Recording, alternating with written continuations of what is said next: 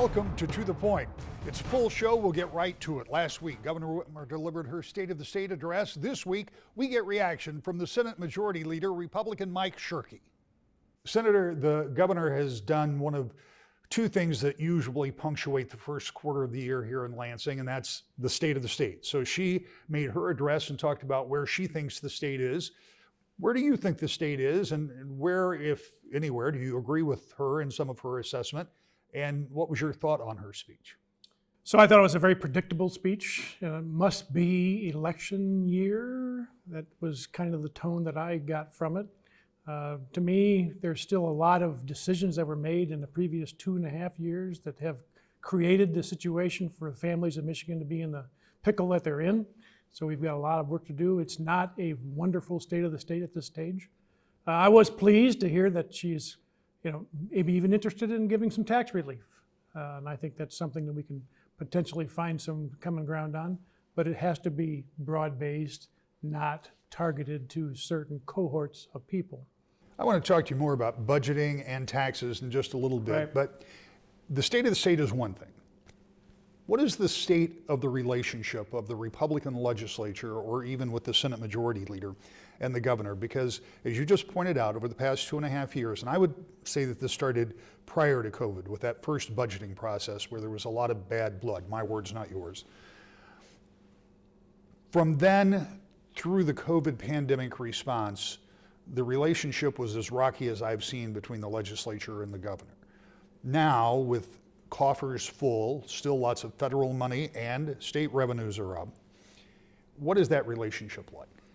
So if we are strategic about finding things that we agree on or we can align on, I think we've demonstrated already that we can get things done and get things done in a hurry. To wit, what we recently did in terms of economic development and making sure that Michigan is putting its best foot forward to be competitive for these big capital investments.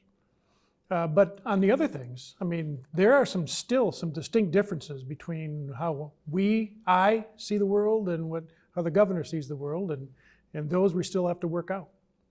When you think about all of the dollars and the budgeting, and that will be the second big thing that punctuates that first quarter when the governor delivers her budget recommendations, there is so more money than I've ever seen in the state coffers. And yet, getting all of that organized in the right way is going to be really important, because we don't know what the revenue estimates are going to be for this time next year. So how do you approach that, not knowing exactly what she's going to roll out? Because you've got some one-time money, and then you've got some revenues that were above expectations that may or may not be sustainable. There's two things important about that, Rick. First of all, those one-time revenues, those one-time monies, our operating principle that's guiding our decision-making is capital constrained projects that do not represent ongoing expenses that have an actual measurable return on investment to taxpayers. Those are the three operating principles. On the ongoing revenue that's being projected by the Revenue Estimating Conference, that's still, in my mind, is still immature. And I think of what they've projected for the next year, I think still is a residual of all the money that has been put into taxpayers and consumers' hands. And so I'm skeptical about that being able to be continued beyond one more year. And I think we need to let some time go on before we get too excited about that. How concerned are you that there will be a desire on the part of some to go ahead and commit to this spending based at those levels and leave future legislatures and governors in a lurch when it comes to the budget? We've seen that in the past. Yeah, on the one-time money, we have a time frame that for most of it that we have to deploy it by, which I think is 2024. And so there's some urgency, but it's not an emergency. And I think that we should be very careful about how we identify the problems we're trying to solve, and then still meet those three criteria that I just outlined for you. What beyond, obviously, budgeting, which is the principal responsibility that you're going to have, but in your final year as Senate Majority Leader, what would you and your caucus like to achieve? As we know it's an election year, you've already pointed that out. Election years are notorious for not necessarily getting lots done, but I know that there are still things that many of your members want to get done before they leave. Yeah, there's two categories that have been hurt the most by the decisions from the Executive Office of Michigan over the last 2.5 years. One category is small businesses, and some of those, unfortunately, are gone forever. It was unnecessary. There was way too much government overreach, too many restrictions, and not enough trust in people to make decisions. There was no focus on informing, inspiring, encouraging, and then trusting citizens to make the right decisions. And that has resulted in hundreds, if not thousands, of small businesses that may never come back. But the most important category is families. Families have been just really devastated by this, and it's all related to this overarching message of fear. And if you've noticed, for almost 2 years, there was week after week press conference with nothing but a message of fear being promulgated. And now all of a sudden, that's changed, which is good, but the residual effect of that constant fear message has some real effects. So getting kids back in schools, that directly affects families, not just the education of the students, but also the ability for moms and dads to actually make a living, okay? And then we've got inflation. Inflation is the most insidious tax there is ever developed by man. Oftentimes it's hidden, and it is disproportionately affecting the lower end of the population, the lower income folks, and there's no acknowledgement of it. And this administration, continuing to support the crazy things that is coming out of the Biden administration, is just adding fuel to the fire of the inflation. And then lastly, this pandemic that we've been through exacerbated and magnified and amplified our failures in delivering mental health. And I think that's the one area where we should be able to rally around and improve the way and the capacity of delivering mental health in Michigan, which is really been amplified by what we've experienced. When you talk about those issues, I mean, we talk about schools, for example. A lot of schools are back in session on a full-time basis, although even in our area recently, we've had people taking a week off here or a week off there because the number of cases, and we may at this moment be seeing those start to drop off. We were seeing hospitalizations down a bit in the last recorded numbers, but because the number of cases, number of hospitalizations have been so high, it isn't even sometimes about schools having so many people that are sick, but they don't have enough people to drive buses or teach classes. So I mean, there is a real structural problem there when that happens. And we should have plenty of grace for schools that are endeavoring to have kids in seats and then on occasion have interruptions because of staff shortages and so forth. There should be less concern and less focus, and particularly in the school environment, on cases and more concern with hospitalizations.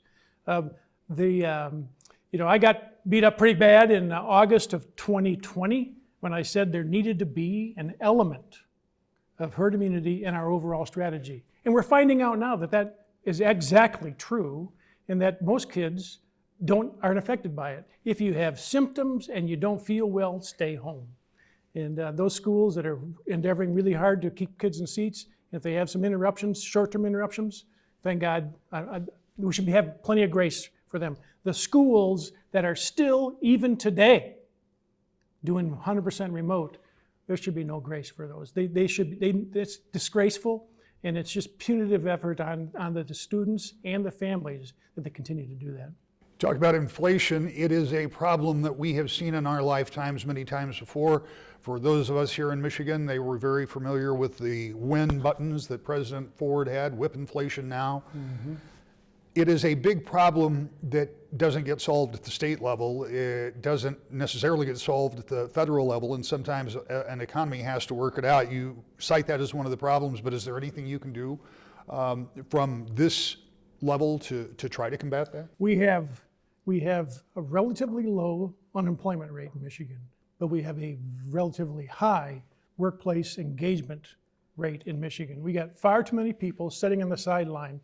That is an element of what's driving inflation. We need those folks back in the swing of things, back engaged in the work environment, because we've got a disproportionate imbalance between demand and supply. And I don't know of a single business, Rick, in Michigan that doesn't have open recs for people. And we take those folks and fill them in. get rid of some of the incentives to stay home. That will help arrest inflation. It won't eliminate it. And by the way, we haven't seen this level of inflation in almost 50 years. It's been that long. So what can you do as a state to encourage people to get back into the workforce? Because we've known for months now this has been a big problem, and we first started to see it in the service industry, but it's now across the board. I mean, everybody needs employees of some sort. Well, thankfully, that the trend has already started, and that is backing off of mandates, backing off of directives, and letting people and businesses make their own decisions. And so we're starting to finally see that trickle back.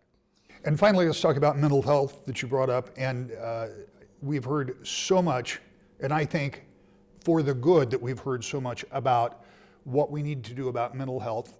It's not good that we find out that we're lagging in that, but at least there's a recognition of that now. So what would you and Republicans in the Senate like to do to try to bolster that from a state level? Two things. One is to increase by real investment, real money investment, our capacity, both in beds and services and in providers. We have a dearth of both of those. And then the second part is Michigan has a very mature managed care industry. And I think it's time that we take that tool, something that's the envy of most of the nation, and integrate behavioral and physical health into that managed care group, that managed care system that we have. And I think that'll solve, there'll be some interruptions in the beginning because it'll be a change, but I think that'll be a dramatic improvement in our ability to coordinate and integrate physical and mental health. Quite frankly, much of the physical health problems we have in our state, and frankly in the nation, are driven by inappropriate care at the mental health arena. And so we integrate those two things, let physicians practice as physicians, let them have full access to what's happening with their patients. I think that'll have a remarkable effect on our ability to improve our mental health delivery.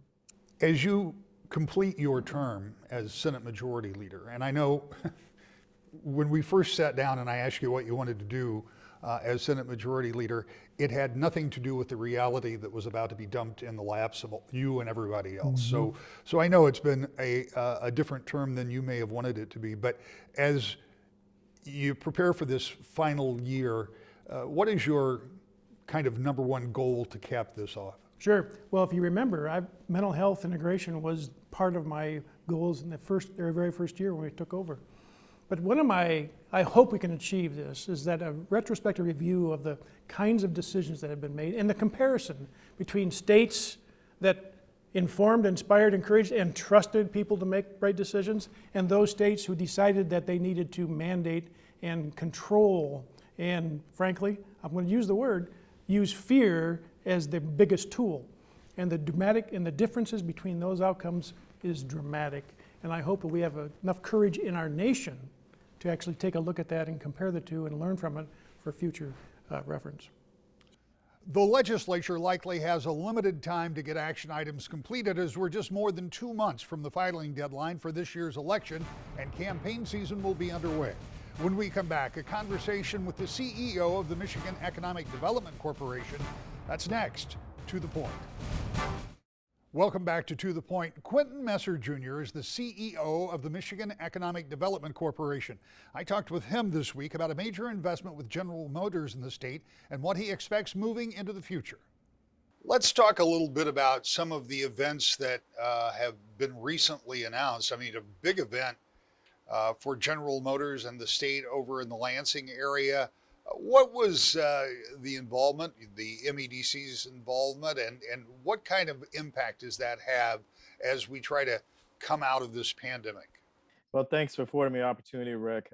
So the involvement was really, MEDC should be seen when we're operating at our best as a coordinator that's trying to coordinate a team. And you have, in this case, and for the GM announcement, you had a company, GM, that gave the state of Michigan an opportunity to earn further investment dollars.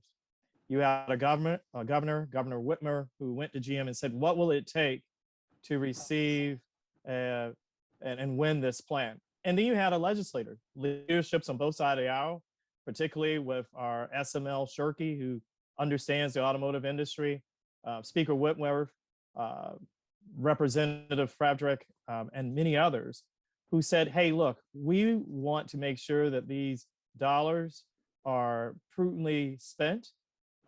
They added significant value in making sure that we could find an agreement that worked not only for GM, but for the citizens and residents of Michigan. Does this suggest that there will be a further investment from automotive companies? I know we've seen, some investment in other states, and there was a lot of noise made about that. But are automobile manufacturers still interested in investing in Michigan? Absolutely. If I want to keep my job, I better make sure that they are interested in investing in Michigan. But seriously, we have always been in contact with not only in conversations with GM, but Ford, Stellantis, Toyota. We talk to everybody globally. Michigan is still the global headquarters for R&D, for the best thinking, for the best design in passenger and commercial truck mobility. And we need to compete with the legislation that was passed in December. It gave us better tools to compete, not only with other US states, but Canadian provinces. And we will continue to try to earn the business from Stellantis, Ford, and anybody else globally. But this got people's attention. When you think about coming out of, again, 2 years of a pandemic and the impact that has had on industry, business, all of the things that we think of as keeping an economy rolling, what is the role of MEDC now to try to kind of jumpstart the economy, if that is part of your mission? Well, absolutely. It's part of our mission. And so we have to do a couple of things. And the reason why the GM announcement was so important, and it's only part of the equation, we've got to work with small business development centers across the state to make sure that our small businesses have the type of resource, access to technical assistance, access to any dollars. That's part of the package that was passed in December. Not only created the SOAR fund, but it created special provisions for small businesses. We need to win in the automotive sector and agribusiness, forestry, semiconductor sectors that have big, long, robust supply chains, because supply chains provide the best customer for small businesses are bigger businesses that they can, a lot of our small businesses sell B2B. They don't sell business to consumer. And so we need to make sure that the automotive sector in the 21st and 22nd century is here in Michigan as it's been for the last 100 years. But there's still more that we can do. There will be more that we need to do with our legislature, our executive branch. And so MEDC's role is to make sure that we're advocating and making sure that our policies and practices are relevant statewide. When you talk about particularly the B2B kind of thing, the supplier to supplier or supplier to producer kind of thing, that kind of hits in the wheelhouse of West Michigan, because we have a lot of automotive producers here that aren't doing the final product, but they're doing the parts for that. How important is it to build those businesses and keep that supply chain going? I mean, particularly given that we know what supply chain interruptions internationally can cause, the kind of problems those can cause. No, you're absolutely right. It's critically important. At a minimum, conservative estimates, 40,000 people in West Michigan work in industries associated with the auto industry.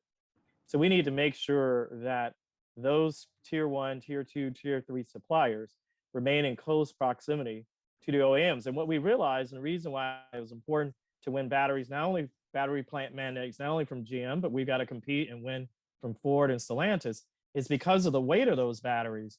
We know that the ultimate production facilities will eventually migrate to wherever the battery, just because the overall weight of the car, the batteries at this point, the technology are a large part of it. So it's a big part of West Michigan's economy, but we also are very focused on understanding that agribusiness is a big part of the West Michigan economy, office furniture, digital health, life sciences. So the great news about West Michigan, as all of Michigan, is fairly diversified. But we understand that the sort of notion in the popular imagination for Michigan really is tied to automotive sector and our inventiveness there. And we plan to compete aggressively and retain that. moving forward.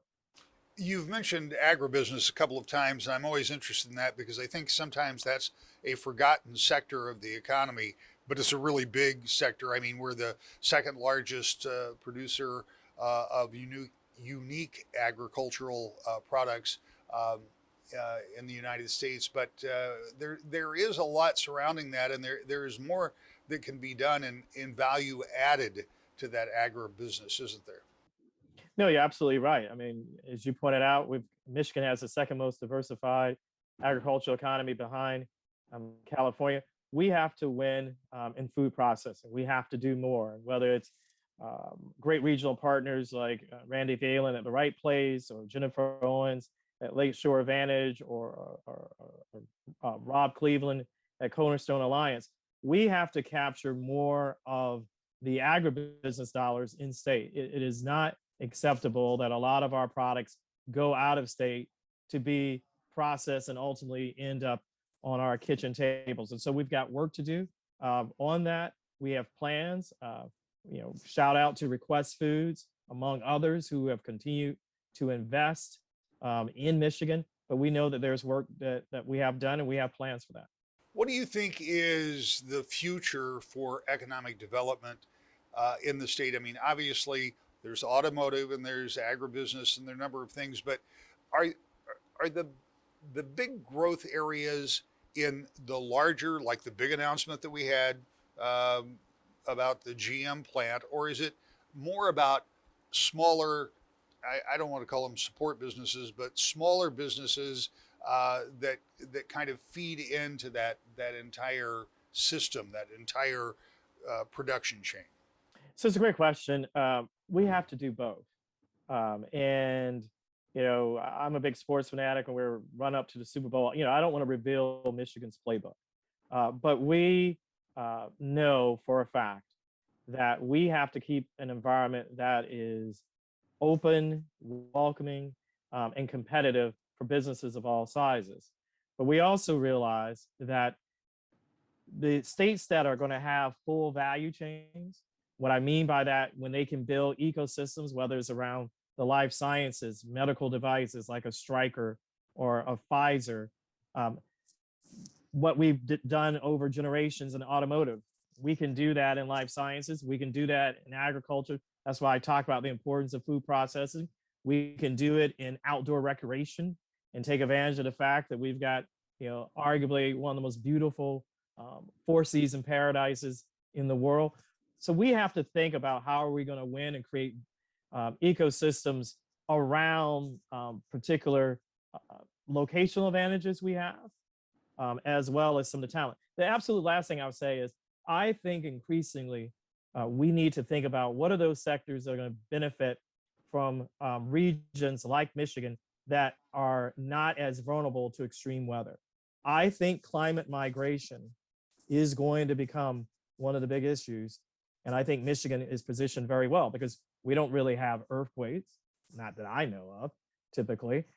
We don't have forest fires. We don't have hurricanes like Louisiana, where I moved up from. So we have a chance, and we just need to make sure that we create an environment that fosters and nurtures creativity, which has always been a hallmark of Michiganders.